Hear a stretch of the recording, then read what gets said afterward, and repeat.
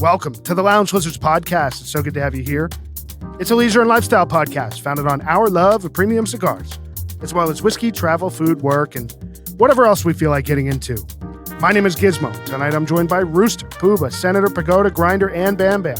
A full house of lizards. And our plan is to smoke a cigar, drink some scotch, talk about life, and of course, have some laughs.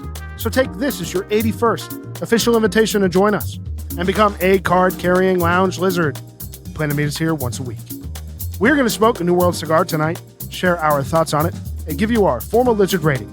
We do a deep dive on Illusione. We discuss the merits of a V-cut, and a few of the lizards share their battles with the neighborhood raccoons, all among a variety of other things for the next 90 minutes.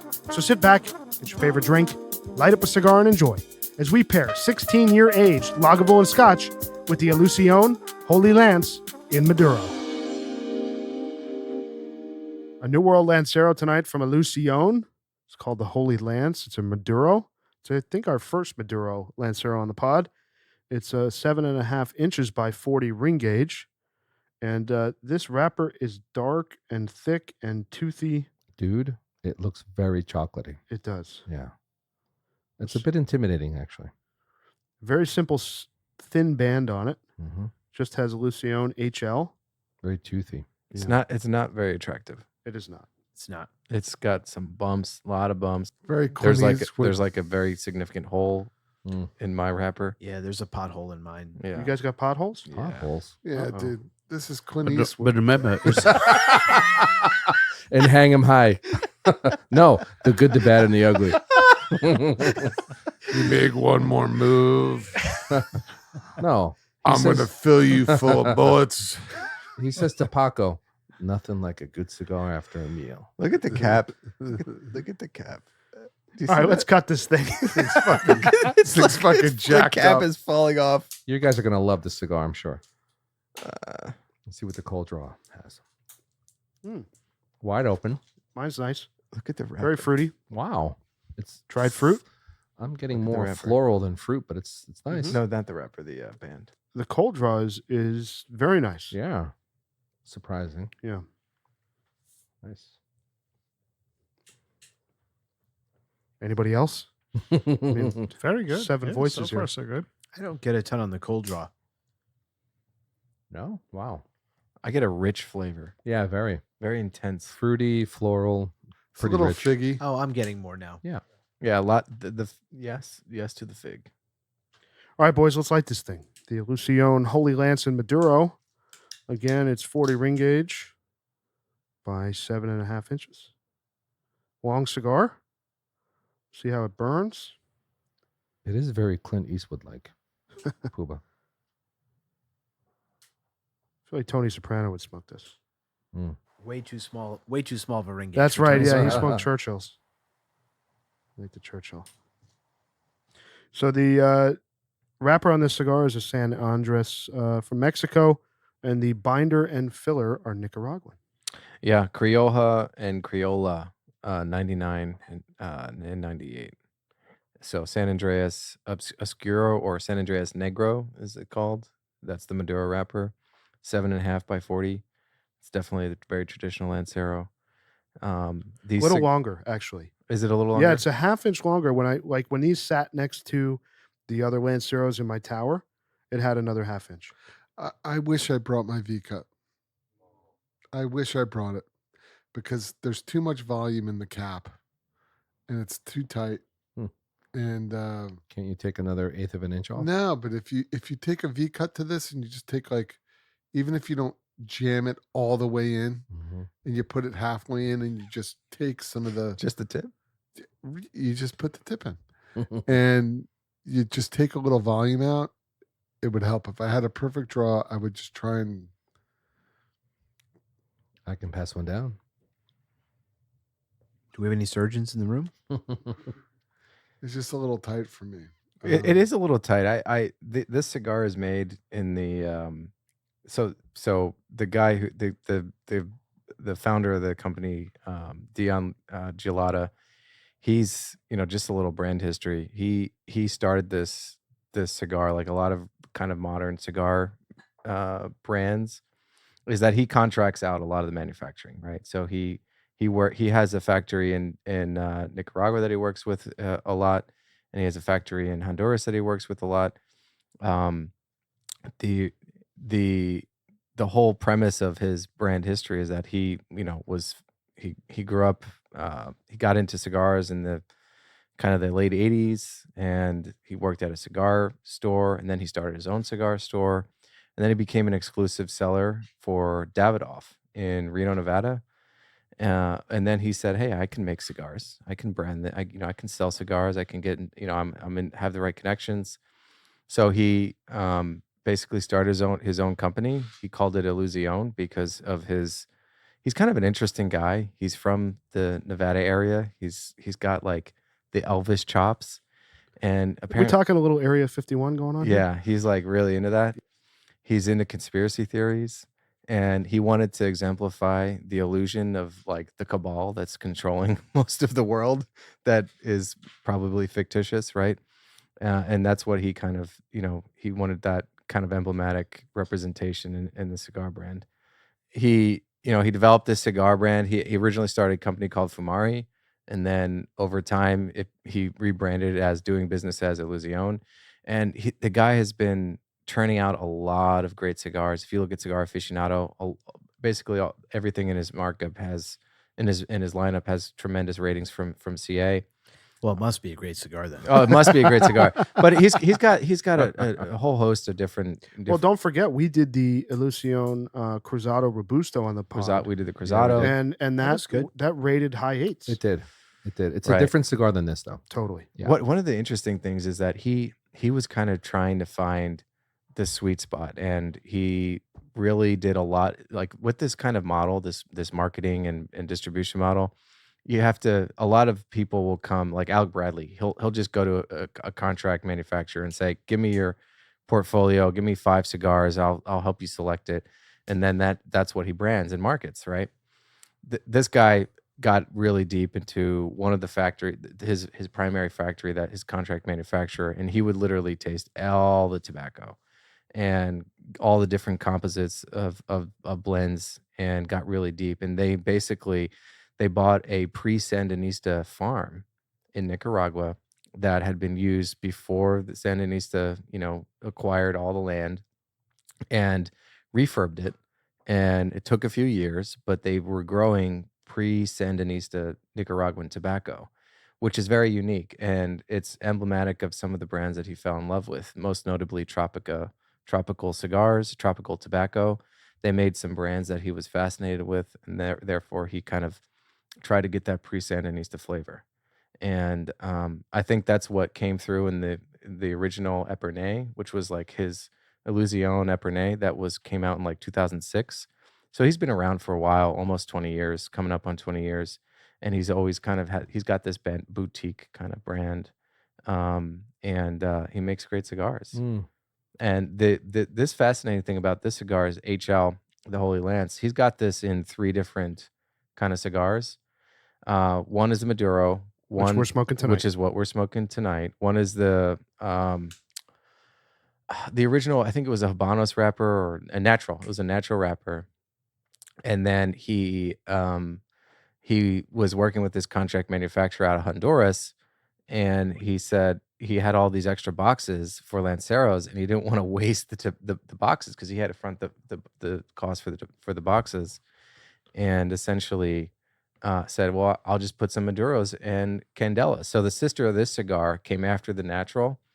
Is the Candela, which is, we're probably on the tail end of our Lancero kick here. Yeah. But it might be good to kind of compare that to its sister cigar at some point. But Okay.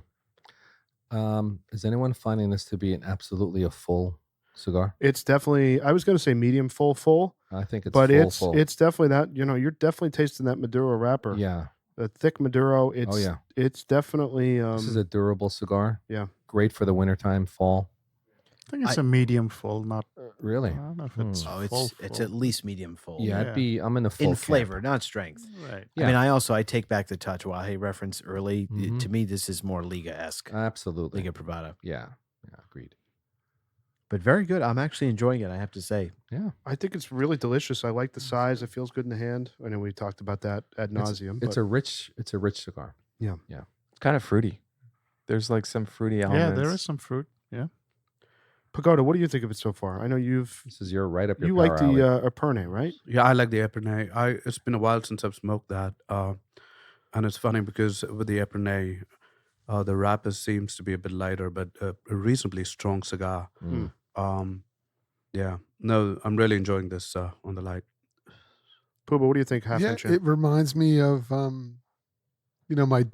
back in the days when I was with the DEA, going. What? Well, yeah, like doing ops against the Sandinistas. They were kind of a jungle. semi-Marxist group, and we had to Semi-Marxist. Well, they were Not fully. They weren't fully Marxist. they were Marxists, but some of the cigars I smoked back then when I was in the forest. Well, in theater. Reminds me of that. Oh yeah. Theater. Yeah. Pooba, you've had a double life. Yeah. Well, a lot of fast roping, a lot of operating undercover with a Yep. money belt. Seizing gold. Money belt. You're seizing gold. Yeah, Yeah. different identity. Yeah. But yes, it's a good. It's A lot of nunchucks. nunchucks. So you were mentioning about the V cut. Yeah. I'll tell you, I haven't reached for a V cut in quite some time. Same here. And I'm curious, for the room here, does anyone, what's the merit of the V cut for you guys? Look, I don't use it often, but there's sometimes I do use it. I'll tell you when I use it. So I'll use it if you've got like a Monte Cristo Petit Corona and the cap is just packed, or like on some of these like smaller ring gauge cigars. Actually, I find that it comes in handy where you're just like. You could run like I had to run a perfect draw through this. You passed me one, thank you. We were through this, and it- undercover like your old days. Yeah, and it made a huge difference. Yeah. So if you don't have a perfect draw on you, You got to get sometimes just taking a little bit of volume out of the cap and a smaller like the notion of using a V cut. I think some of the prevailing wisdom is like, oh, well, you use a V cut in like a large ring gauge cigar. No need generally, but sometimes on a smaller ring gauge cigar, the cap can get packed. Especially with some of these Cubans. Yep. Or even with this cigar, I wouldn't have put it all the way in. I would have just clipped it like halfway in and taken a little bit of volume out of the cap if I had it on me. And so sometimes it's just. I'm not saying it's for all the time, but if the cap is packed, it's kind of a nice workaround. workaround. If it's a little suspect, I think that's Yeah. Mhm. I used to carry a V cut. I had one of those Colibri. They're really well manufactured and pretty cheap. That is the best V cut. It is That's a great the one V I cut. have. The yeah. Colibri is Colibri. the Colibri, best. excuse me. Yeah, they make a great product, and that's the one I have. I haven't. I don't even know where it is. It's been so long, but it has a great cut on it. So I have the exact same one. I feel like I was just so many random guys I was meeting in cigar lounges I noticed were smoking with a V cut and really singing the praises of how great a V cut is. So trying to be open-minded, I bought the same Colibri V cut, excellent cutter.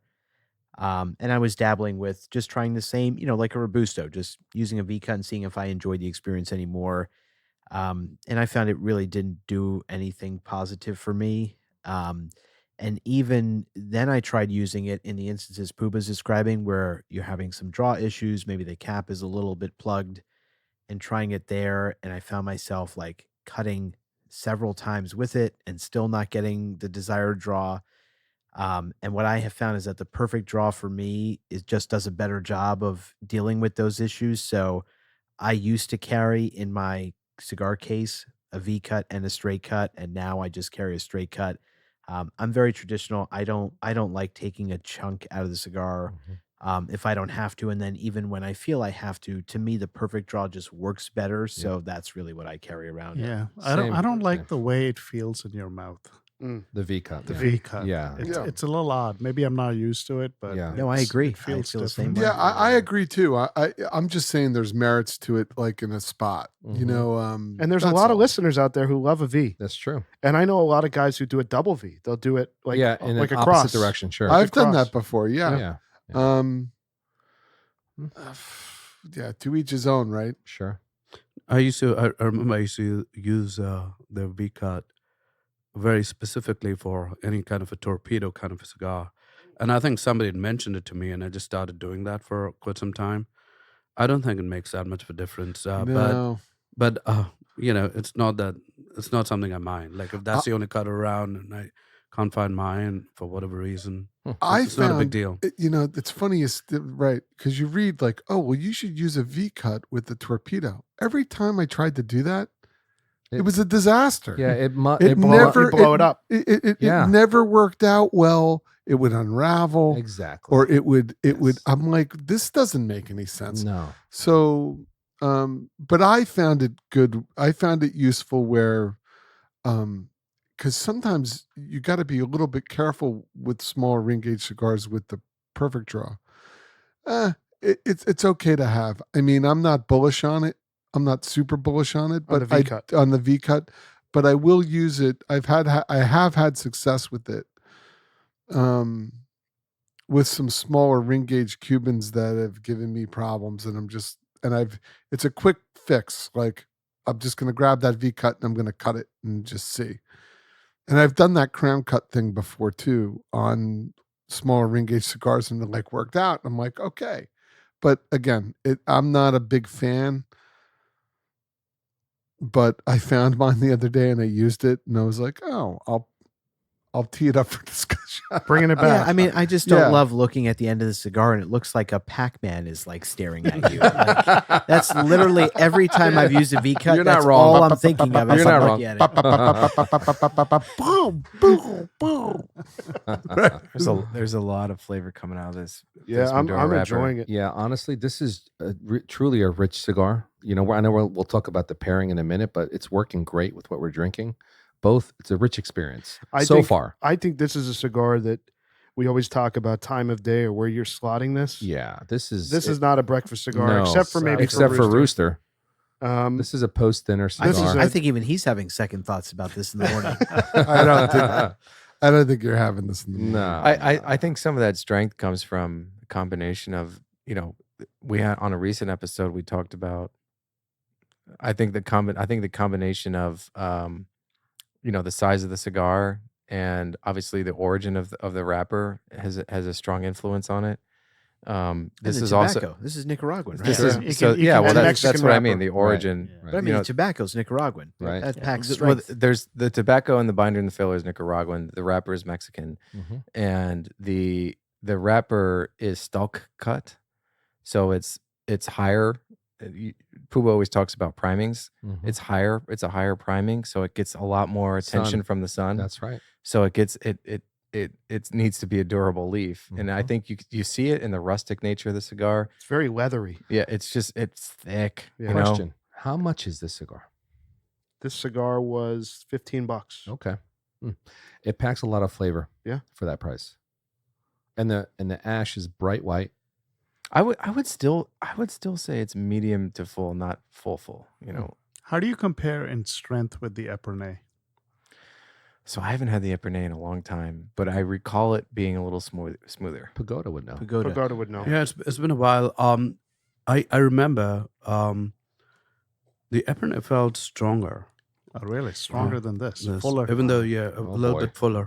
Wow. It's been a while, but it's been a while since I've smoked that. I'm not getting like a nicotine thing. No. I just think the flavor is No, very it's intense. just really intense Yeah. flavor. But it's like actually- a full meal. It's kind of smooth. It It's is. not it's not abrupt in any way.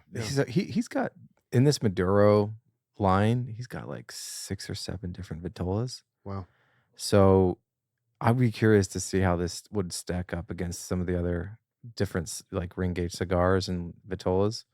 because that flavor, I think the flavor is really imparted by the wrapper. It is definitely closer to Liga. That's the thing. It's Liga-esque. And honestly, for me at this point, this to me is a full cigar in flavor, not in nicotine. Senator, 100%. But in flavor, this is full flavor. Yeah. It doesn't have that like sweet thing that traditional Liga flavor. Yeah. But there's a little bit of There's sweetness. I get a little sweetness. Just a little bit. But I do put the Liga above this, though, for me. Oh, we got to smoke the whole- flavor-wise. Yeah, so far. Yeah. So far. Yeah. 1 inch in. Yeah, I feel like this would slot in for me in a very, very specific spot. Recording a podcast with 6 of your friends. Yeah. That's about it. Yeah. That's the only spot. No. No, I know. This is a good cigar. I'm being facetious. No, it's a good cigar. But like, it's definitely an after a meal cigar for me. Fall, winter? Sure. Yeah. But like, I need to be in a headspace where I've like got a lot of time. Because you got to smoke it slow. You know what I mean? It's one of those things where I could almost see myself smoking this by myself and like reading a book. Yeah. It's that slow. It's that slow going. The finish is so long. It is. On it. I think it's got a time and place. Yeah. It's a pretty nourishing cigar because of the body. I mean, to what Pooh was saying, to me, this is very much an after dinner cigar. And I say that in a very good way. Like when you've had a full meal, you a lot of times want a full cigar that's going to be able to hold up to your palate's kind of shot from like all the flavor of a full meal. Mhm. This stands up to it. And I like it. Yeah. And, we'll see as we get through it, but there aren't any rough edges yet. No.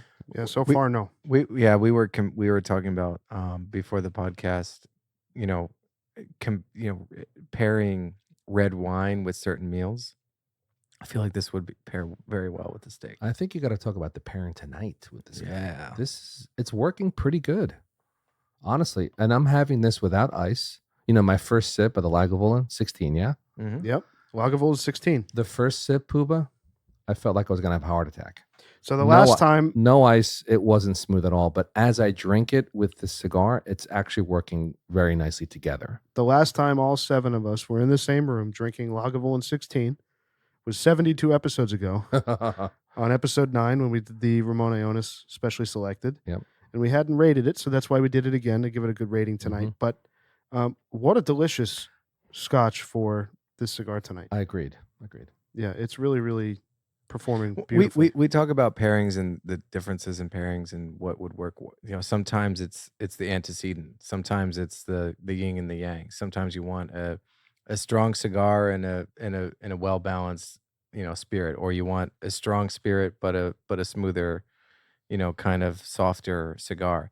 I think this pairs with this scotch, which is heavy peat but has nice smooth finish. It pairs very nicely and holds its own against the strong Maduro wrapper. It's true. It's a meal. Yeah, it is. It's nourishing, like I said. I think they work great together. I think they do. agree. Yeah. I If think I was starving, in like camping In the forest. you ever watch those YouTube videos where people? you and Rooster with the YouTube. Yeah, I didn't say anything. Puma brought it up. What do you? I'm just. They make fun of me This for watching was in YouTube. Cuba. So when we were going to Cuba, Rooster Yeah. was all over YouTube. I saw this YouTube video. You guys are in Oh. lockstep. Oh. Yeah, I'm. By the way, I'm moving away from with the whole. Well, okay, you're- let's no, go. you're Let's not. go here. So, I'm moving away from YouTube, and You're getting divorced? no, no. You even I- paid for the premium on YouTube. No, of course I do. Of course. Well, because I'm watching videos about all kinds of things that are that are crazy. But it's not anyway. But reading at night for me is much. The last few weeks has been fantastic. Read at night as opposed to watching these stupid, because you go on YouTube and it's like you go down a rabbit hole. It's a vortex. Whether it's about and it's cigars. designed. It's designed that. It's way. designed that way. Whether Mhm. it's about cigars, you know, I do love. I'm a firearms enthusiast. I love firearms. So I'm watching stuff about shotguns, about pistols, about rifles. I'm watching stuff about food and cooking and cigars Yeah. and you know, all the things Oh, that yeah. I love, right? And like it just throws you down this like rabbit hole, and it's like not that great. I mean, it's like okay, it's informative, but you run into this law of diminishing returns where reading at night is kind of better for me lately.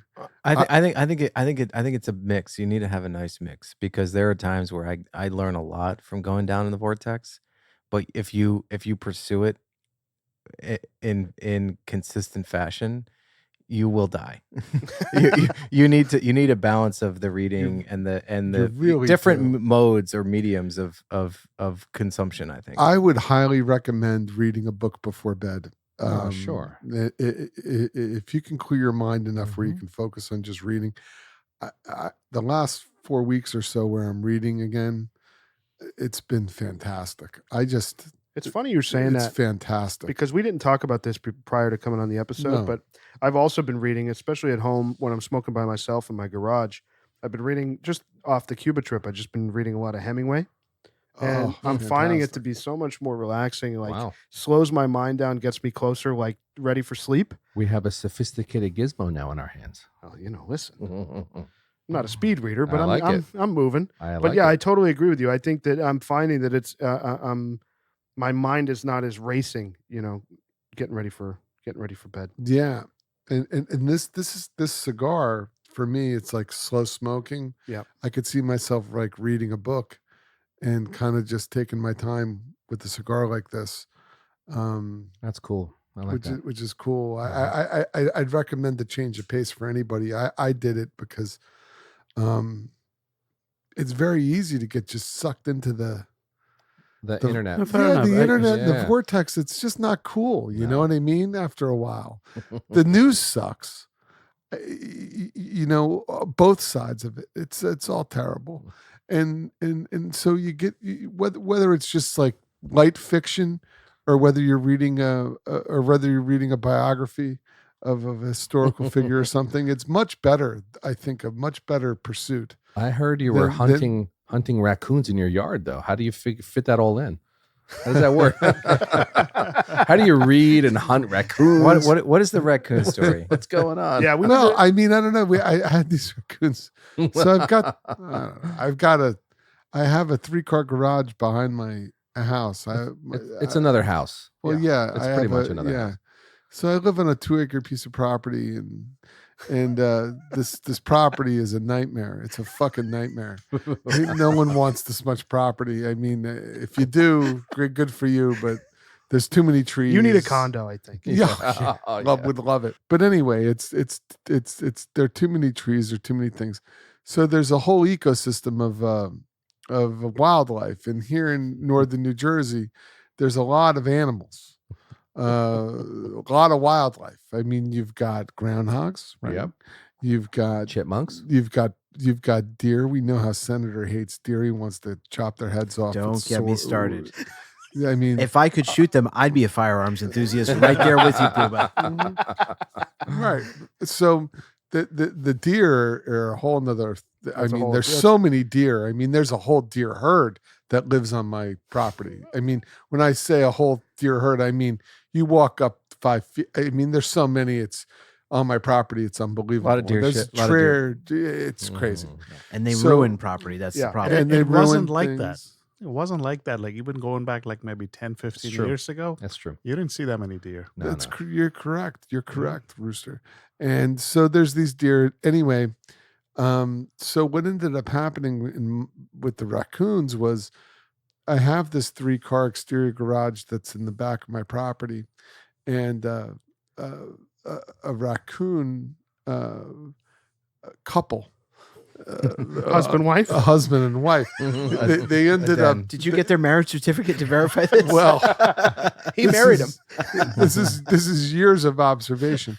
So they ended up fornicating, having children whole thing, right? And like, and my wife and my 13-year-old daughter think that, It's adorable. yeah, they think it's great.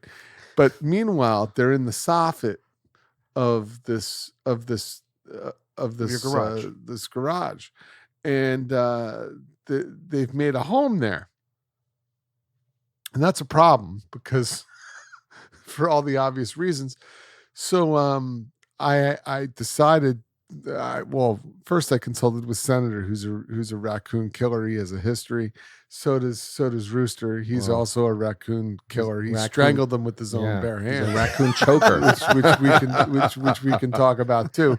So both these, no one likes these pests. Rooster is basically pest control for northern New Jersey. with his bare hands. He certainly is. They're vicious animals. So there's been multiple tactics that were discussed to dispose of these destructive creatures because they're destructive. So there's a window. So there's picture a 3-car garage, and then on the side there's a door that goes in, and then there's also a window. So I had left this window unlocked. Well, what ended up happening was an invitation. Right. So They have squatters' rights now, Pooba. right, exactly. So what ended up happening California, was, you'd be out of the house. correct. Absolutely. They had squatter rights beyond squatter rights. They ended up the couple, these terrorists ended up pushed the window open because they can jump up and claw on the windowsill, and they push the window open. They go into the garage, and then they go into the corner of the soffit. Now, when they found out they were in there, I'm like, screw them. I'll lock them in. Bad mistake. Real bad mistake. Because what they do is they go in the soffit, and then when they can't get out, They chew their way out. they claw and chew their way out through the shingles in the top of the roof. They go through the plywood, and they pop a couple shingles off, and they make an entry and exit out of that way. So anyway, this is a problem. By the way, I'm sorry to the listeners that we don't have a camera crew that recorded this happening. Yeah. Your discovery of this would have been phenomenal content. Well, so what ended up happening was I left them alone for a while. So I had to leave the window open to let them get in and out. Because if I locked them in, they would just continue to destroy stuff. So I let them gain entry because it was like TSA, like you're pre-cleared. Clear. Because if I lock you in, you're just going to continue to destroy stuff. You know what I mean? So I called, of course. I called professionals. Thank God, and they set up some traps. And let me tell you something. This was outstanding. They set up traps. I had to call in the professionals. They set up traps with like the right bait and everything. I got both the mother. I got the father. That's it. They went right to the gas chamber. Oh, you think They went right in. So I said, when they picked up yeah. Well, this is all by state law. I said, If only we could capture for the listener the smile on Rooster's face as he said the gas chamber. Amazing. I mean, it's unbelievable. Is that an in-house gas chamber? Yes, it is actually. So I call Horizon Pest Control, and They're great. They are Horizon. great. I got a contract with them. They keep spiders and centipedes and all that shit. They're the best. All that crap out of my house, man. They set up traps. Well, look, there you go. All it takes is one mouse to run across your house. The women are up Chaos. on top of the Yeah, countertops, right? I got That's right. I got my daughter and my wife. They're up. Ah! We're not operating in this home for another minute, So, man, they set up these traps. They do the stuff, and they seal the outside. And they do all, they find out what the entry points are for these. Because a little field It must not have mouse been hard. You can told them that collapse. you opened the window, right? I understand, but I'm talking about the other contract. It wasn't the much general of an, pest it control. wasn't much of an investigation. He's gotta find the shingles. No. Anyway, long story short, that they set up these traps. Within a week, I got not one, I got two. I got the mother, I got the father, and I call up. I call up. I go. I got. They go because they say you got to check the traps every day because you can't leave them in there. It's inhumane. Yeah. So I'm checking the traps every day. Is it really? Hey, that's up for debate. I'm just going by the law. They so I was doing what they told me, but yes, you're not wrong. They've been terrorizing me for years. So I said, I got one. They go, look at the other one. And I go, no, there's nothing in the other one. So they come and get the one, and the next day the other one gets, they get another raccoon, the female and the male. And I go, we got him. We got another one. We got another. I go, this is the greatest day of my life. I go, by the way, what I go, what do you do? Like, do you set them off in the wild, or like, do you take them somewhere? They go, nah. No, we bring him to Rooster's house. They go, no, we don't do that. I go, what do you do? Own. They go, well, we've got a CO2 chamber. CO2. And they're out in about 30 seconds, and that's about it. A carbon dioxide chamber. Right. We gas them, and we wrap it up. I go, okay. All right, wrap it up. That's it. Wow. I said, okay. And that was it. So, like, it was like So, $375, and you're done with it. We're done with it. What about the babies? I don't know about the babies. They're Are withering. they gone? They're withering somewhere. Yeah, in a couple I of don't know. years, they're going to be living in the South. Yeah, they're going to come back for revenge. You know what? If there's Puba, if you have two, there's got to be more.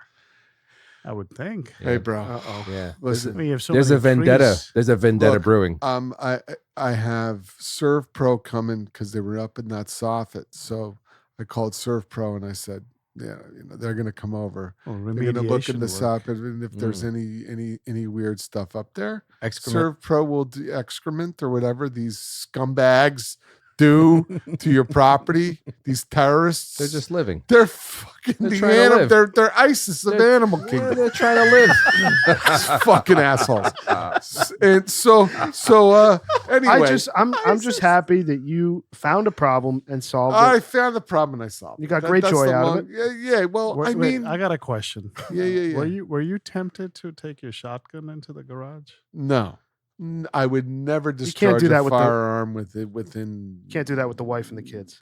Well, I would never do it in. No, I mean, no. Wh- If why I did- was in the country, if I lived in, well, look, hey, I'll be honest. If I PA? lived, if I had a 20 acres of property or something like that, I would have just, hell yeah. If I saw one, I would take Just that clip it thing off. out in 3 Yeah. seconds, put on a pair of work gloves, throw it in a plastic bag, and get rid of it. Puba, next time just call Rooster. Just But I mean, you can do that if you're living on Of course, 20, of 30 course. acres of property. That's no problem.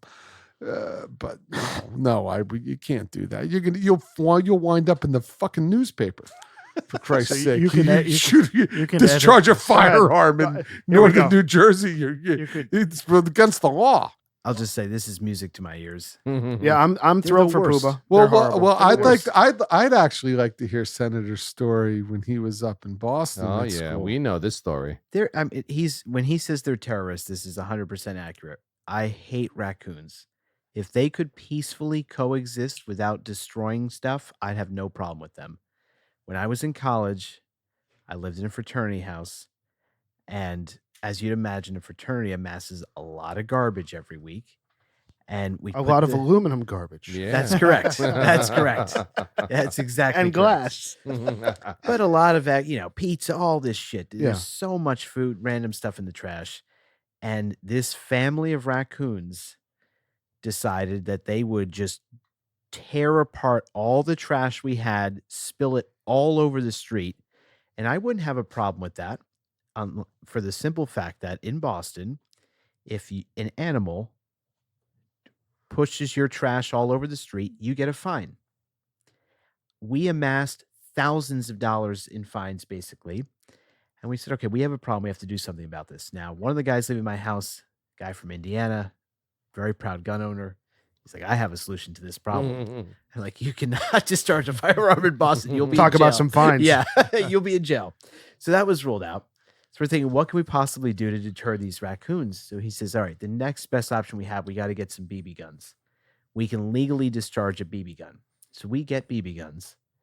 And I kid you not, I'm they laughing at staring you? the You light. can't That kill won't a work. raccoon with a BB gun. Not kill, but deter maim, enough. right. We Can would maim hope it. that it would maim them or cause some pain that they would not. It wouldn't be worth their trouble. Right. They'd go to the old lady next door. She's not going to shoot them, and they could eat her. Very trash. hypothetical. They're stubborn beasts. They are. So I'll never forget. We go outside. I'm like, all right, this better work. I'm staring the big giant like Papa Raccoon square in the face, and I'm shooting this thing right in his face, and he is just eating these fucking BB bullets like nothing, like cereal for breakfast. Could care less, just staring right back at me each time, kind of shaking his head and just those beady eyes. That's right. And I'm like, we're fucked. There's no way to get rid of these things. That's right. It's like, what was the professional wrestler's name who used to eat the turnbuckle? what was his name? Remember that guy? Yeah. What the hell was his name? Yeah, that's like that. He would just shake it off. Mankind. No, he was bald. It was like his hairy back. Yeah, Harry I love Back. that guy. That guy. That's it. He would just shake it off. Eat George the turnbuckle. Animal Steel. George the Animal That's Steel. That's who what it these, George the Animal Steel. That's what these raccoons are like. They They just are. eat the turnbuckle. They They are. don't care. So the best thing ends up happening. We get a ton of rain, and rain starts to fill up these trash cans. And we're like, oh, we should dump out the rain. We got to fill it. But no. Put the raccoon in a trash can. Let's just leave that there and see what happens, because they're just terrorizing these trash bins. So these animals, they think they're smart, but they're not. They try to go in the trash with all this rainwater. They cannot swim. And so we come out one morning and they've all drowned in the trash cans. In the We're trash like, this is cans. amazing. We had to do everything we tried to do to get rid of them failed. Mother Nature took its course. Rain fills that. They're all dead. Yes. I So- have a similar story, but with brilliant. with New York City mice. When I lived in New York City, my first apartment living in New York City, I had an excessive amount of mice, and we had them fall into cups in the sink, and they fucking drowned. That's perfect. Consecutive nights. It's perfect. It's perfect. So so I ran this concept, this tactic by Julia. I said, well, Senator had this experience with this garbage cans up in Boston. Why don't we just fill one of the garbage cans up by the windowsill? Put a can of tuna in there, open it up, throw it in. I'll fill it up halfway with water. And then the raccoon will just come out of the windowsill and fall into the garbage can. She goes, you can't do that. What are you, a lunatic? What are you gonna do? I said, Listen, okay. desperate times. I Call said, for okay, desperate fine. measures. I'll do it this other way. I don't see the difference. But this clearly worked, the professional trapping. So I would recommend Horizon Pest Control. I'll also say raccoons can also be useful for other purposes. So the way my story concludes, Yo. we have these dead raccoons in these trash bins. Oh, No, that's this right. is- This gets better. This is does. traumatic. I This is a forgot little about traumatic. this. No, I think there are listeners that will appreciate this. Okay.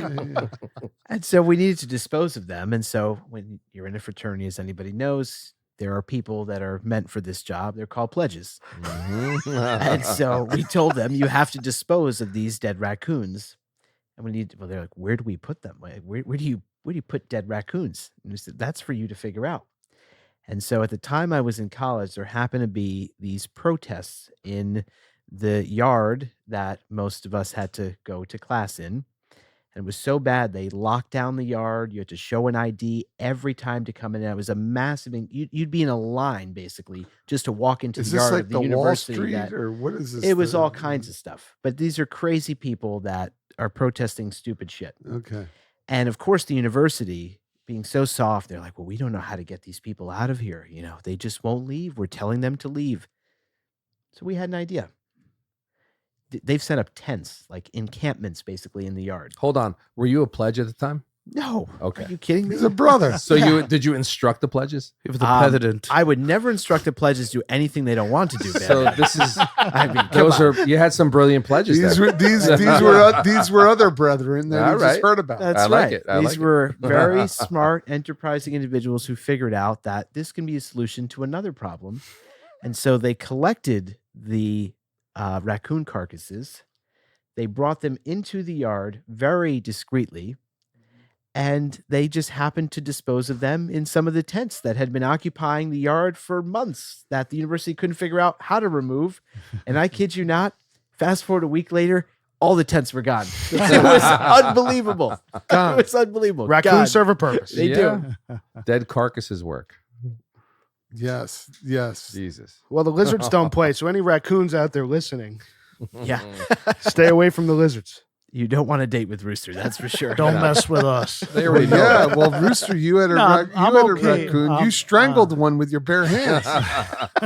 They were eating his Costco furniture. They did. They chewed up my brand new Costco wicker furniture. I mean, they would. I had a cover on it, and they would sleep there Underneath. underneath or on the cushions, and they chewed up the backside of that. And I came home one day, and I was like, Jill was like, I think I hear something on the deck, and I walk out there. I'm like, what should I do? I know there's a raccoon in there, so I'm like, maybe I should take a shovel or something. And I lifted up the cover, and sure enough, the raccoon was right there. And he was like probably half asleep. And I went up there and I just grabbed. I didn't. Well, I don't know if I choked it. You choked it. I love how he's I softening this grabbed now. it and I kind of flung it in the backyard into a the woods. lake. Into the lake. Looks like they cannot swim. I don't know if they made it. Can to I the just lake say something for the record? Yeah, it was stupid. This Their claws are sharp deadly, as hell. Deadly. this is the fact that you had the guts the courage to grab a raccoon with your bare hands, to me, is intriguing. I don't know anyone. It's more than intriguing. I don't know a professional raccoon handler who would go barehanded. It was probably very stupid to do that. I probably blind would never rage. do that again. Mm-hmm. But if an animal is going to destroy anything of mine, it's like I just lose it. You black out. I lose it. I mean, clearly. Imagine what he would have done if they got in his tower. Oh. Can you imagine? Actually, a raccoon came into our house. I heard it ended up my on the God. bed. It dropped through Yeah. the ceiling. Yes, I heard about that. My mother-in-law What? and her husband was sleeping downstairs. And this is like 5:30 in the morning. And my mother-in-law is very sweet. She comes up. She's like, and she doesn't come by me. She goes by my wife, Jill. And she goes, Jill, wake up. And she's like, what? What's the matter, Mom? She goes, there's a raccoon in our bedroom. What? Oh my God. So we had this deck built, and I guess, where the deck attaches to the house, there was some kind of a small gap. Mm-hmm. So the raccoon got in there, and we have drop ceiling in the basement, and it went in the drop ceiling, and that's really light, and it fell right next to their bed. Oh, This is Oh, lunacy. Now the raccoon is in the lower level of the house. So I get up, With Jill your gets in-laws. up, and the in-laws, Mm-hmm. and Jill's like, we got to call the ASPCA. We got to call the cops. I'm like, honey, they're not going to do anything. So we tried. She made the calls. And they're like, cops are like, call somebody else. We don't do this stuff. So you know what I did? The cops. The What's cops this- aren't coming to take a raccoon out. We were panicking. There's a raccoon in the house. You're just calling anybody. And, so I took a can of tuna, made a hole in it, put a string to it, and that's how I got it out. Just Nice. dragged That's it very out. smart. Just dragged it out. Dragged the can of tuna because the smell of tuna is pretty intense and they love tuna. Yeah. And I dragged it out, and we have like a sliding glass door that goes out on the deck, Smart. and got it out. They just want to We eat. have- That's So all you they want. didn't strangle it. Yeah, Not that time. That was an advanced skill. That was he, in the house. He had to acquire that skin. Oh yeah. Yeah. Wow. But they didn't destroy anything at that time. I mean, this was later on when they chewed up my furniture. Costco furniture. Costco nonetheless. furniture. Oh So yeah. you That's can crucial. take my in-law, but not the furniture. No, I mean, think about it. You're Well put, sleeping. Pagoda. You're sleeping, and a raccoon drops. Oh, Oh that's my scary. God. That's That's scary. terrifying. That's So terrible. when you luck- grabbed the wreck, did it react or was it Did it make a squeal? This was Well, around did like- it I had just tighten come. up on you and like try and bite you? I think he didn't know it was. I think he was shocked, and I was shocked. It was so quick. I just grabbed it and flung it. because they're so vicious. It's crazy. I remember the story I was telling. We could see from the That's window wild. this family of raccoons fighting Barehanded. each other for the trash, and I guess their claws are so sharp you'd see them bleed, like they're scratching each other and bleeding out while they're fighting for they're vicious They're animals. crazy. They are. They go into your trash can and they destroy it. I mean, they go Everything. in it. They're like, they close the lid. So we keep our trash cans like in the garage just so that they won't get in. Oh, I got these like bear proof things on my trash cans now, and on my like cameras in the back of the house. I can watch now the raccoon. They're actually not that dumb. They're somewhat smart, because the first time I put them up, I'd watch the raccoon get up, take its little claws and hands and try to get in there and realize, shit, I can't do it. And so after a few days of this, they just don't come back anymore. Yeah. Mhm. We I were put we were bricks on on our, you remember that time you guys were over? We were sitting on the deck. Bam was Oh, there. You yeah. were there. Oh, And the dude, raccoon was Bam's coming favorite up the night. stairs. that was one of my most terrifying evenings. Bam jumped like I have never seen him before. He was sneaking up on me behind my fucking chair. They're fearless, fearless. I jumped 3 feet in the air. It was horrifying. Listen, and he kept coming back. He loved you guys, Yeah, He would did. leave and come back and leave and come back. We were smoking the placencia, I think that, or the Yeah, ALR, the L- octagon. Yeah, that's right. That's Remember that? right. you guys have painted so many pictures tonight about these raccoon nightmares. I'm terrified of raccoons Yeah, now. they're resilient. Yeah, You Oh, should yeah. be. Yeah. unbelievable. Barehanded. Check all your drop ceilings. I'm if you going need to. I have to. All right, boys, we're about halfway through here on the Illusione Holy Lance and Maduro. Yep. I'm really enjoying it. Yeah. You know, for the listener, if you're out pursuing a rich experience, this pairing is really quite rich. The Holy Lance Maduro, Lagavulin 16, it's really a full experience, very full flavored all around. Yeah, I think the thing I'm most impressed with is just how much flavor this is putting out. It's very smooth, the delivery. It is. Yeah. I haven't gotten any harshness or Right. any kind of nicotine aggression. It's balanced for how full flavored this is. And Right. what's surprising me is after you push the draw out of your mouth, the It lingers. it lingers, but not in an unpleasant way. Where you have some strong Maduro Nicaraguan cigars, sometimes it lingers in a bad way. But Yeah. it's really, really nice and smooth, and the mouth feels really It's good. strange because the finish for me is dessert like. Yeah. It's unusual. You know, I was wondering what does the cigar remind me of, and I was trying to figure out which are the other cigars we've smoking with the San Andres wrapper, and it's El Senador. Oh, by EP Carrillo. Yeah, maybe it's yeah. This finish on this I In the like La better. Historia. I like the finish on this better on that. Really? Honestly, yeah. So we recently did the Cal Isla Scotch, which was peaty, and is a sister distiller to the Lagavulin 16. How would you guys compare the experience tonight of the Lagavulin with the Cal Isla we did a couple weeks ago? I think everything about Lagavulin relative to Cal Isla is just richer.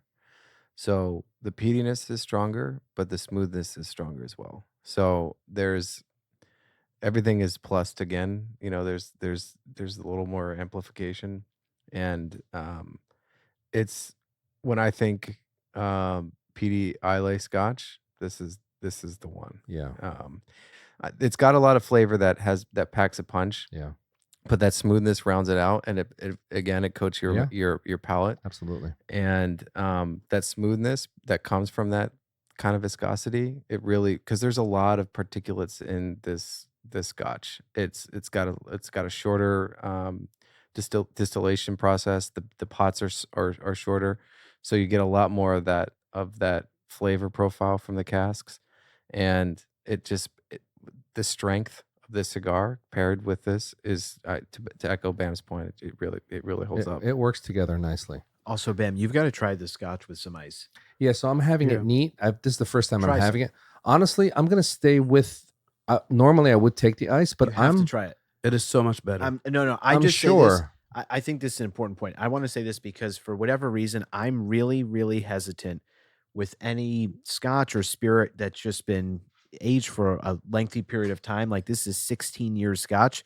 I usually don't like to put ice. I feel Yeah. like at that point, it should be smooth enough that it's probably best enjoyed neat. So honestly, I've consumed a lot of Lagavulin over the years. This is the first time I've put ice in it, and really the only reason I did that, I think when we did the Cal Isla episode, Grinder was talking about how he normally drinks this with ice. And I was surprised to hear that, and so I wanted to give it a try. It really opens up nicely. Yeah, and it probably gets creamier, right? It does. Yeah, makes and sense. sweeter. Yeah, of and course, smoother, of yeah. course, yeah. One of the things I love about the Scotch, though, is that the finish is so darn long, Yeah. and it's spicy. It's got that spicy tingle, and with this wrapper and this Mhm. cigar, it kind of like it retains the flavor of the cigar with that peatiness, and it's so leveled out. They go together great. Yeah. So Absolutely. what's interesting is that when we did Lagavulin 16 the first time on the Mhm. pod, we didn't rate it, like I said, with the Ramon Ayona specially selected out of Cuba. It also paired very, very well with that cigar. If you go back to that recording, I raved about that pairing. Yeah, you The still ras- do. Oh, I do. Yeah. That was one of my But favorite that's so pairings. amazing to me because just worked so because great. That cigar is so It's so like different. the opposite of this. Yes. I don't know. That cigar is interesting because there's savory and a little bit of sweet notes in it, and it just worked great with this particular spirit. Clearly, the Scotch is versatile. Oh, yeah. Despite its peatiness, despite its strength, it's working really, really I mean, well.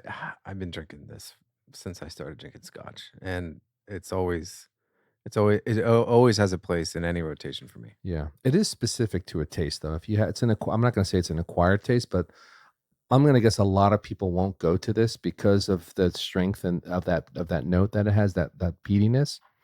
I think you're right. I think it is an acquired taste. Yeah, I a do, little bit. because when I first started drinking it, I was not something that I was attuned to.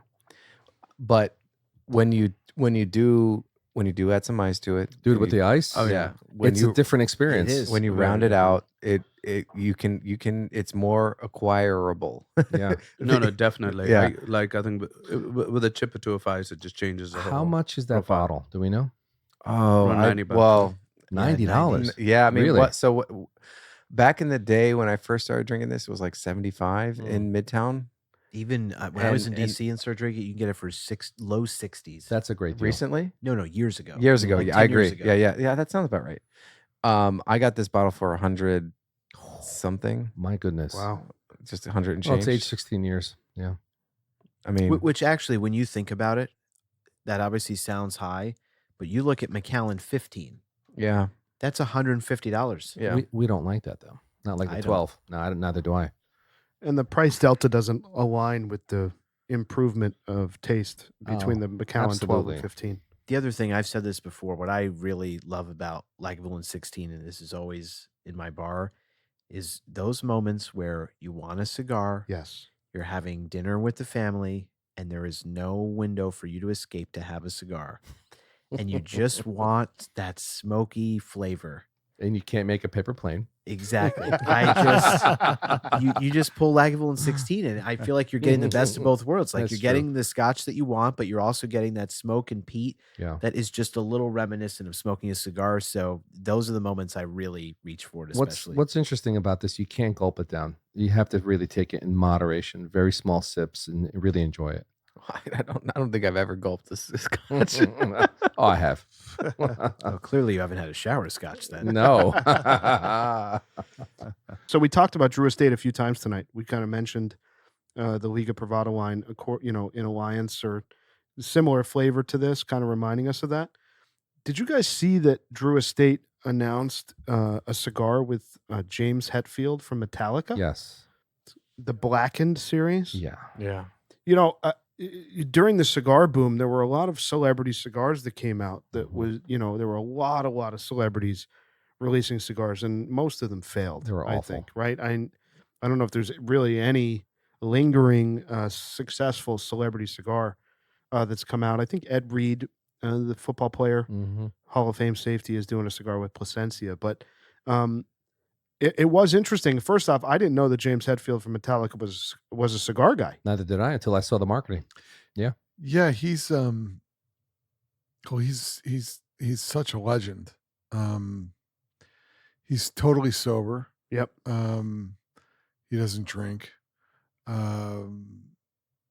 I think his story is how he came out of that, and he's been sober for like 20 years. So he sobered up around some kind of monster. I think it was in 04. And then he had a bit of an issue a couple of years ago during COVID that he went back and kind of rediscovered sobriety. And now now he's fully back on the wagon. But, to your point, I mean, Metallica, they're just killing it right now. Yeah, of I course. mean, these guys are, I think, in their early 60s. Yeah. They just scheduled a 2-year world tour. They just put out a record. I don't know if you guys like Metallica. I love Listen to Metallica. I like their new older record, but their new record is very good. I'm into all their older albums, all of them. The recent stuff, not so much. Legendary group. Absolutely. Love them. Speaking of music too, and just I'd also I'd highly recommend, if you're into culture, just music, there's a documentary on Showtime on Cypress Hill, Mhm. which is absolutely fascinating. So check that out for the listener. I watched it just the other day. It's I think it's relatively new. Very, very, very fascinating. That's cool.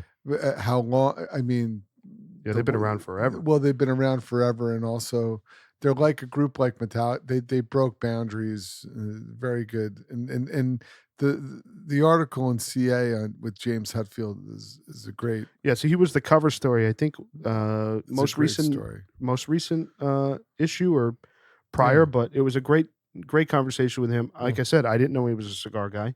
Drew Estate put out this line of blackened cigars. Yeah. I haven't tried one, but I know some listeners that have asked us to review it. So maybe we'll do that at some point in the future. Yeah. Look, at this point, Privada's trying everything. Yeah. Did you see they just put out the other day, I think one of the guys at our cigar lounge sent this around, a cigar called Bucket of Chicken? No, that's Privada. Oh, okay. That's Bucket. okay. I was getting there too. Oh, bucket of chicken. So Privada Cigar Club, God. which What is that? we've I don't discussed. know. Bucket of chicken. What are you Yeah, I talking don't want about? We've that. That's the discussed- name so- of the It's a thing. cigar. It's So a thing. Privada Cigar It's Club. a thing. Privada Cigar Club is a club that it's interesting because it's direct to consumer, but they also bring retailers into this club. So it's kind of twofold. It's not just direct; it's also B2B. But they're the ones we've talked about when we were talking about legislation with kids and everything. They're the ones that did the Cookie Monster cigar, and their most recent one are cigars that come in a bucket that looks like a bucket of chicken from Popeyes. So you get these cigars in a bucket of chicken. Yeah, it literally looks like a Popeye's bucket of chicken. Yeah. Great. I mean, it's ridiculous. It's Great. I mean, great. to me I it's mean, frustrating to me because I think it to me I don't know. I don't like it because I think it's an undoing of the story that this is not marketed toward. yeah, it completely undermines that. Yeah. Is it a It's like if porcelain the bucket? whole No, it's a paper No, like a cardboard paper- bucket. It's like if the whole thing, like, where the cigar industry is correct when it's fighting ridiculous legislation is in saying, like, no kid is pursuing a Padron, any legitimate cigar. No kid is going to enjoy the taste. There's nothing that's appealing about it. But when you start marketing a cigar as a cookie, yeah, there it is. It's literally a Popeye's bucket of chicken, like a paper bucket. But when you start marketing cigars, it's Well, like they're it's like a recycling it. bucket of chicken. Try it when you have some chicken, or it's a Cookie Monster cigar. It's going to taste like Oreo. Like, this completely undermines what this is about, and the cigar industry's ability to effectively advocate for itself when it is saying legitimately this is not a product in any way, shape, or form designed to appeal to anyone but a grown adult who likes the complex flavors of these cigars that's not appealing to a kid. So I hate when I see stuff like this. And for me, it's like this lifestyle, this hobby, what we do is about the time spent by yourself or with others, as we talked about 1,000 times. We've joked about cigars that they're covered, the wrapper is completely covered in bans and labeling and marketing. And to put a cigar line out in a bucket of chicken, to me, diminishes not just the cigar that you're putting in that bucket of chicken, but the entire, this is not why we do this. It's not a marketing exercise. It's true, but it's also look. Yes, I guess to play devil's advocate, it's a commercial industry. Who put this out? Was it Privada Cigar Club. So they obviously have some data or something that this appeals to a certain group of people. They're a commercial operation, and if they can make money doing it, I'm not saying it's right. I'm just arguing what Senator's saying or what you're saying, but it's like anything else, man. Like if there's a market to be actualized, I just think that people are gonna say. I think it's destructive. Is my point. I think it undermines. Yeah, I don't disagree with you. I'm just saying, like, it undermines the hobby. It undermines the lifestyle, and it undermines the effort at legislative levels, where we are trying to show that this is not like flavored tobacco in a grocery store. This is not like vape. This is but not it's like America. That, this is America. Yeah. There's like all different people. And there's a market for everything. But there's a market for everything. This is an opportunity. You look at different industries. You look at the industries that are most successful in the consumer space, or even any space. You look at like financial services. You look at food. They have institutionalized standards and institutionalized the control of the narrative. And they say, okay, we're a caucus within this industry, and we're going to fund the FDA. We're the meat industry, for example. We're going to fund the FDA, and we're going to support legislation and have a strong lobby for this particular agenda. But in the cigar industry, which is more broadly the tobacco industry, like where they have been clever, is they have said, like, we are willing to actually increase the smoking age from 18 to 21 voluntarily to really demonstrate, like, when we say this is not meant for kids, even though an 18-year-old is an adult, we're fine saying 21. Like, whatever it takes to make clear that this is not at all designed for anyone but grown adults, they're willing to do.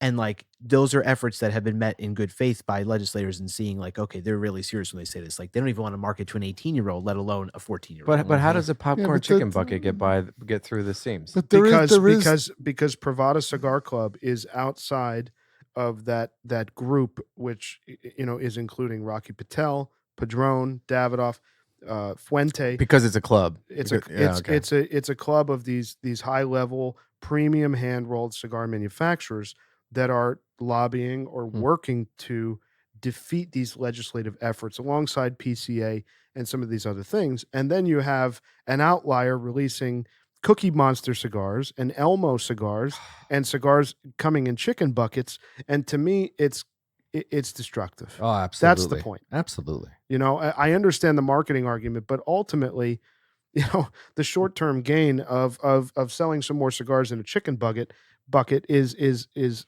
outweighed by the long-term threat of someone walking into Congress during a hearing and putting a chicken bucket down and saying cigars were sold in this. Right. That's a problem. Right. Absolutely. And I don't subscribe to that. And it frustrates me when I see it online, people celebrating this and putting the hashtags up. It really frustrates me the way that this club focuses itself on packaging and trying to be left of center, as opposed to celebrating what this hobby is really about, which is exactly what we're doing now.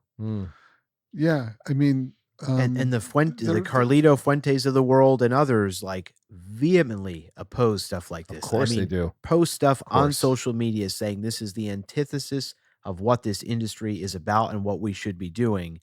And to Grinder's point, it's like, if the industry doesn't collectively self-regulate, like that's when they're going to have real problems. This outlier is doing things outside the guidelines listen, the Fuentes, the Padrones, the Rocky Patels, the Davidoffs, they are trying to align themselves together. They meet all the time to set up packaging standards, manufacturing standards, quality of life for the people who are actually making the cigars, economic, environmental.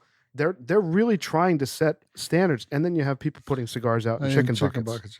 And that's where it's like, that's a problem. Because I guess they can get away with it because it's a club. Yeah, exactly. But I think that... And they can get away with it in the short term, but the problem becomes like all it would take is some member of Congress who That's wants to right. regulate the hell out of this industry and Mhm. literally wipe it out, is to hold up a nice little poster board of cigars Elmo. and chicken buckets, Elmo, and Yeah, all the like other some shit kind they of put out, hearing and or say, some. Yep. you're sitting here testifying saying that you don't market to children. Do you think that children aren't interested in fried chicken and Oreos and cookie? Like, of course they course are. they are. Why would you market this way? That's a problem. It's ridiculous. Yeah. It's crazy. Yeah, not great. So don't buy cigars in a chicken bucket. Please don't. No. Please don't. We are vehemently against that. Yeah. I mean, It's how good are those cigars? But that's the point. They're factory seconds. in That's a the cigar point. bucket. It's focus on Machine made. focus on the quality. Bahika wrappers. no, I doubt it. Unused Oh, Bahika no. wrappers. Oh no, they're made in Patterson, New Jersey. All right, boys. So we're coming into the last third here of the Illusione Holy Lance. Mm-hmm. I've really enjoyed this cigar so far. Yeah, I it's I'm surprised actually how good it is. I think for me, it came off as a little strong, and I kind of lost a little bit of interest in it. And the flavors were great, but it's a little too much for me right now. Yeah, it's It's a bit one dimensional too. That's Hasn't really- It hasn't agree with that. evolved. Hasn't It definitely really hasn't. changed. no, much. it's consistent. And there's a merit to that. Yeah. There's always a merit to consider. For Sure. me, sorry, I should say. For me, I love a cigar that's consistent. course. Even if all the way through, and if I like the flavor notes, I'm all in. Yeah. But the problem for me is like it's not complex at all, and so this like very monotone kind of one note flavor is all I'm getting all the way through. And I've actually started to get some tar as I've gotten down to this. That's why I've put this down for Are a you bit. serious? Really? Yeah, I'm serious. Honestly, I haven't had any of that. You know, I get dessert on the finish, and I'm retrohaling this at every draw. Really? Yeah. I retrohaled and I got crushed. No, every draw for me, it's fine. I'm surprised actually how smooth it's performing for a full flavored cigar with a dessert note on the finish. That's unusual. And even For what me. I'm saying, I want to be clear. I actually enjoyed a good portion of this cigar, Sure. and I will probably still give this a good rating. Yeah. It's just the things that will knock some points off for me are what I'm describing. There are guys and gals that would go for something like this out there. Yeah. Yeah. There- I was going to say, Pagoda. there's the target customer. Absolutely. Pagoda. What are you thinking of it? I've been enjoying it, but it's I don't know whether this is a cigar I'll go and purchase. I'd rather just have a Liga 9. Mm-hmm. But yeah, I mean, overall, no real complaints. Yeah. It's like an easy smoke. And I leave it at that. To me, where this would slot in is where I would put an Exclusivo, or if I had a little more time, a Diplomatico, or a Padron 90th, or even the Davidoff Millennium Lancero we did. This is slotting in at places where it's not gonna work its way in No, anywhere. it's true, but it's not offensive. It's I not can't- offensive. I can't say it's offensive. I can't say Wi- I'd ever get the cigar again. I'll be Yeah. honest. Yeah. Just because of the way I smoke my cigars and the flavor profiles. It started off with a lot of good, Well, notes. you're a light-bodied guy. Yeah, so it just wasn't fitting. It is not fitting my preference. Rooster, what do you think? Yeah, I mean it did start off pretty good. Mhm. I'm not enjoying the last the second half of the cigar. What about it? I'm It's not bothering enjoying you? it either. I think it has kind of built up on strength, and like Senator said about the tar. I mean, Mm-hmm. Yeah, I'm getting more of that nicotine Mm. like right now that Yeah. I wasn't quite getting before. Do you think that's a construction issue? I don't. I mean, don't for think me, I so. do. Like when I get tar, like when I say tar, literally, if I were to touch my finger as I did and I had to wipe it, like literally there's tar on the end of Yeah. the cigar. Yeah. That obviously means like the construction was too tight somewhere along the way, and that's what's were causing pulling it. that. Yeah. Yeah. But what about the nicotine? I don't think the nicotine is I didn't get correlated that. to. I I'm not didn't get getting that any either. aggressive. Mm. nicotine. I got it. I got nicotine. I'll be honest. I got nicotine in the beginning. Did you? Wow. Yeah, I felt a little lightheaded for Sensitive palate. Maybe. Well, maybe. I don't know. Get that. Or refined. I don't know.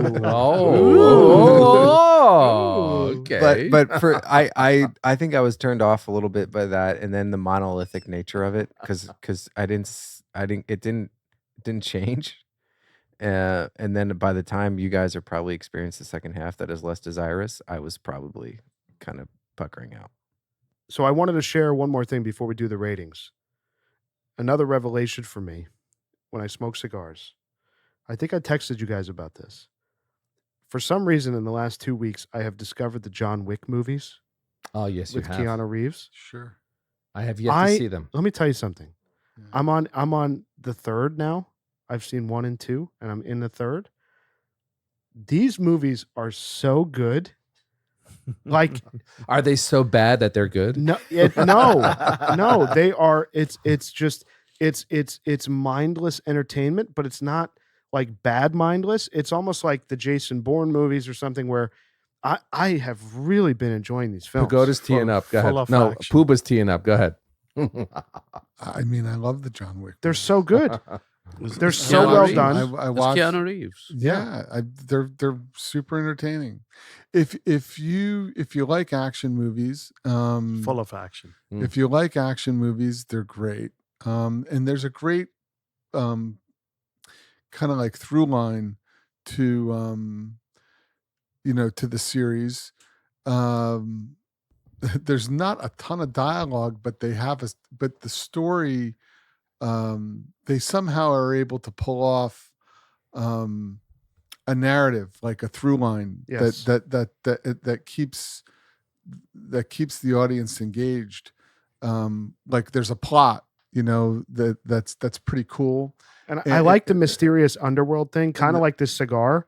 Like it's Yeah. all about the secrets and It's a- Ooh, these I like it. codes and all these things. It's like it's it really very much aligns with this Illusione brand, by the All way. right, Yeah, I like yo, that. it's I'm gonna tie it in, baby. yeah, it's very it's super cool, and that's why it's so successful. I think I mentioned this in the text. Like Keanu Reeves, I mean, what he does in these movies physically is pretty amazing. Does he do his own stunts? Yeah, He Really? does. he does. Oh, wow. He does all his own stunts, and he whether it's your bag or not, or whether it's your thing or not, he also does. I mean, the marksmanship, how he handles firearms, the martial arts, he does it all.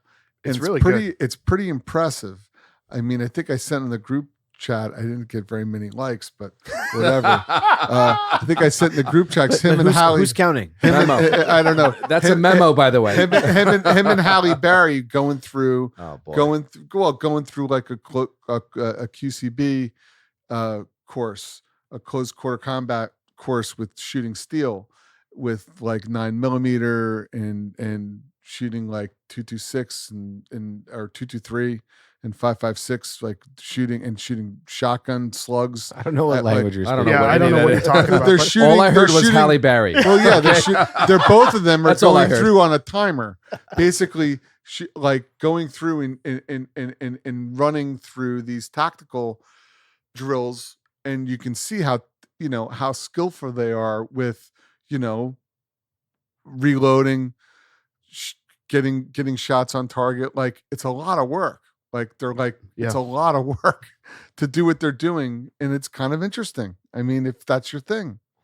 They're paid well for it. I would hope it's a lot of work. The films are really, really good. Mm. Yeah. And they're really well done. And when I'm sitting there with a cigar and a scotch, and I just want something mindless on the TV that's Yeah. entertaining, I don't have to sit there and think about it and analyze. He made a movie called Constantine that I kind Yes, of like. that's a good movie. I kind of like that movie. I love that movie. Yeah. I have Well- like it's really Rachel Weisz is in it, so that matters. Yeah. Wait, there is a new John Wick in the movie theaters. Yeah, right John now. Wick 4 in the movie So- theaters and now. another good movie that's in Grinder, the movie my theaters man. right now. It's called The Covenant.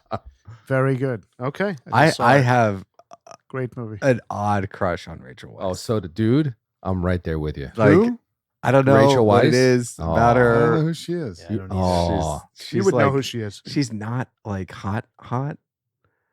she's But- my cup of tea. Senator is on it. Senator's Googling furiously. I don't know. His fingers are going. I think he's on YouTube. You know who Rachel Weisz is married to, by the way? Yeah, James James Bond. Bond. Daniel Craig, James That's right. Bond. Oh yeah. Who's a Well, dweeb then in she's my gotta opinion, be but that's hot. okay. He's a dweeb. This woman? He's a fucking stud. Yeah. All right, Senator. That's an awful That's photograph. a terrible photo. That's Come the on. first one that came up. It's No. your Wikipedia page. No good. No good. Well, you know what? She's great. Oh. And the movie, listen, the movies are great. Can we go back to Halle I Berry? love all the everything about like the biblical allegories and everything about it is Mhm. it's so awesome. The dogs in the movie. I know. The dogs. The The dogs. dogs are I have a the, soft spot in my heart for dogs, as you know. and a lot of the plot is based around his dogs, Mm. and I have a soft spot in my heart for that. I as you could, I know. could see you do the same. Yeah, absolutely. All right, boys. We've had a great pairing tonight, I think. Are you Yes. guys ready to do the formal liquor rating on the Lagavulin 16? Sure. Mhm. All right, Bam Bam, you're up. I'm going to go with an 8 on this. Rich, full-bodied spirit, delicious. Now, I had it neat. Again, the first sip was brutal. It was. I admit that, but 4, 5, 6 sips in, and it grew on me. Then I put the ice in, and it became creamy and sweet. Very nice. 8. Okay, Grinder. This is a Scotch that is near and dear to my heart. It's my favorite Scotch with Macallan. I have a long history of drinking Lagavulin. It's the Scotch next to Mac 12. Maybe next to Mac 18, because I love Mac 18 a lot too. And everything about this Scotch profile is what made me love this spirit, and learning about it, enjoying it, how I got into it. This is a 10 for me, guys. Wow. All right, Oh, wow. Wow. Is All it right. more of a winter Scotch for you? I would For me- I would say so.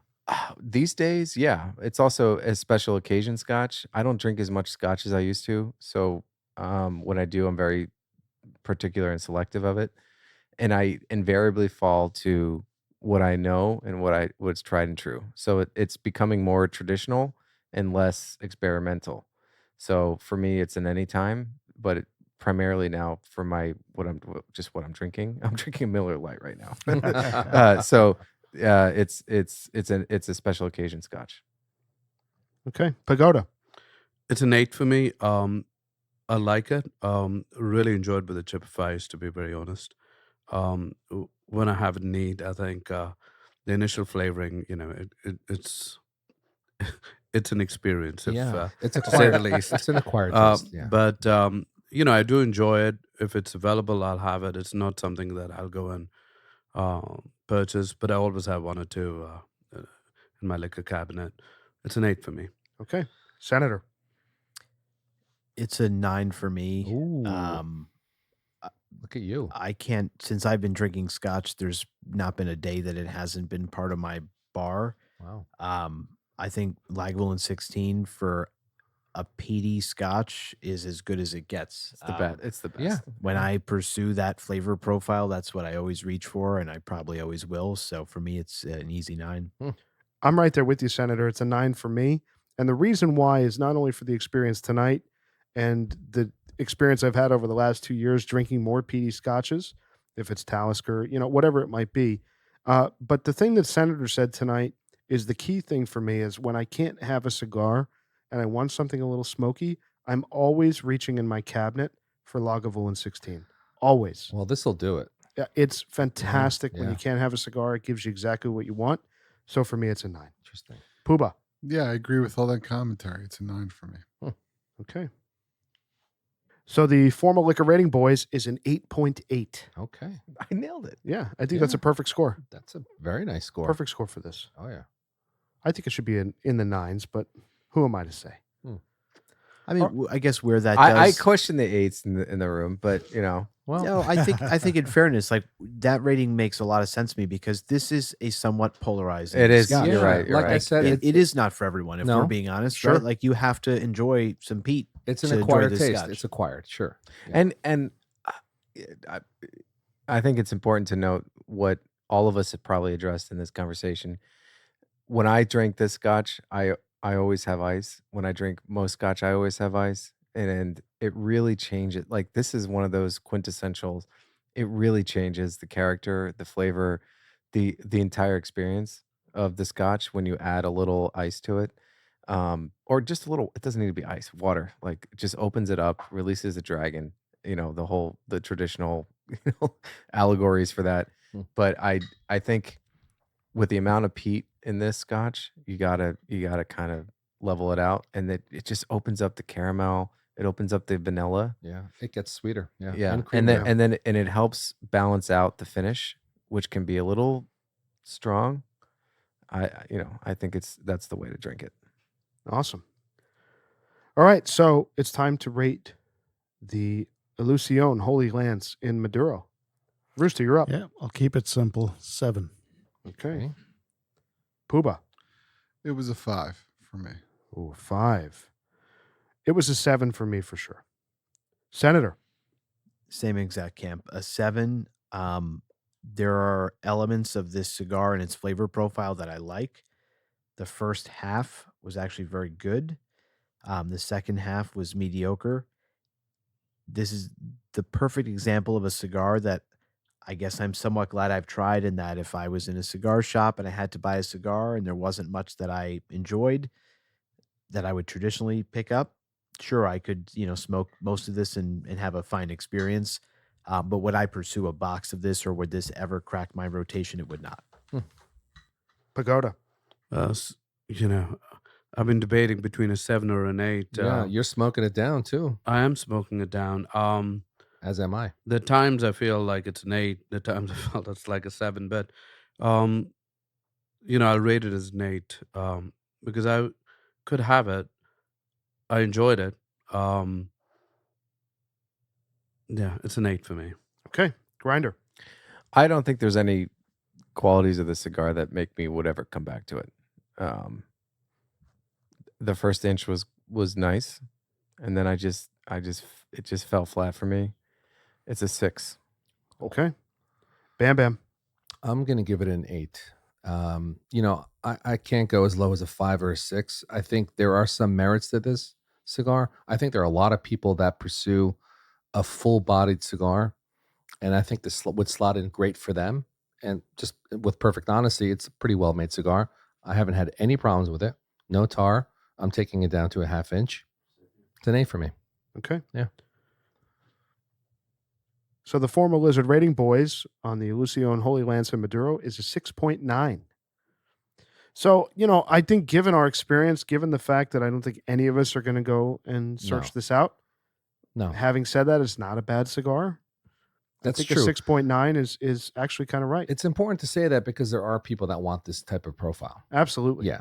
Yeah. It's not a bad cigar. But you can get this profile and a lot better flavor. Yes. Yes. So many Yeah, other that's true. cigars. That's I'll be true. honest. Yeah, like, no, it's really interesting because I was thinking about Especially this. at the price Yeah. point. I mean, $15, yeah. yeah, I mean, $15. I mean, they make so many much better cigars. Hmm.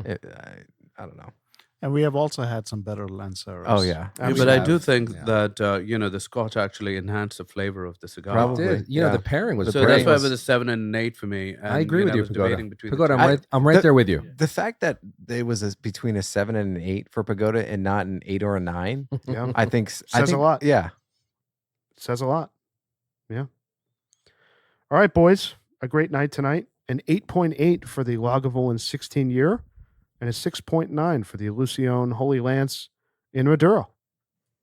And we solved our raccoon problems. we did. Now, let me ask you this before we now. close. For now, before we close this out, if this cigar came in a fried chicken bucket, Fuck that. would be you a have 5. given it a better No. rating? No. Oh boy, it would have been in the trash. I think that based on my rating, it probably deserves a place in a fried chicken. That's true. That's true. I wasn't far behind. Wait, you, though. listen. Look, I didn't hate it. It just it doesn't deserve anything more than the 50. I think one of the things that was telling to me was the fact that it was just another unthoughtful, like, hey, I have these boxes that I need to fill with, some Lanceros. Let me just make this Maduro and a Candela to round out the portfolio.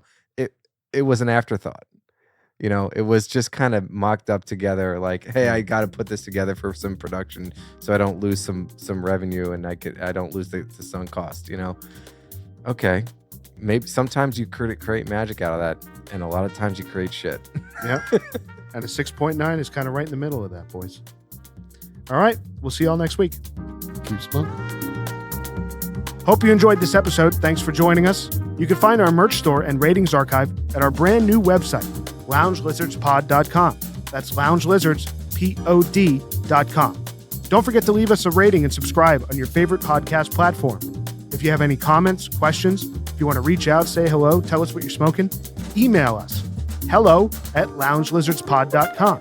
You can also find us on Instagram @loungelizardspod. We really appreciate your time, and we'll see you next week.